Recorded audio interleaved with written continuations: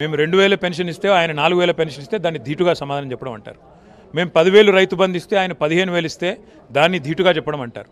మేము ₹1,00,000 ఆడపిల్ల పెళ్లికి ఇస్తే నువ్వు ఇస్తానన్న తులం బంగారం కూడా ఇస్తే ధీటుగా సమాధానం చెప్పినట్టు. మేము రుణమాఫీ చేశాము 28,000 కోట్లు, నువ్వు దానికి మించి 39,000 కోట్ల రుణమాఫీ చేస్తే ధీటుగా సమాధానం చెప్పినట్టు.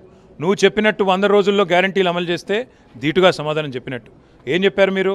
1,67,00,000 మందికి ఆడబిడ్డలకి నెలకి ₹2,500 ఇస్తాన్నారు, ఇవ్వండి. మొత్తం ముసలోళ్ళందరికీ ₹4,000 ఇస్తానన్నారు, ఇవ్వండి. అలాగే ఒక్కొక్కటిగా వాగ్దానాలు నిలబెట్టుకుంటే అది ధీటుగా సమాధానం ఇచ్చినట్టు అవుతుంది తప్ప ఇలాంటి లేఖి కార్యక్రమాలు చేస్తే వీళ్ళక మనం ప్రభుత్వాన్ని ఇచ్చిందని బాధపడే పరిస్థితి వస్తుంది. ఇప్పటికే తెలంగాణ యువత ఆందోళన చేస్తూ ఉన్నారు రోడ్ల మీద.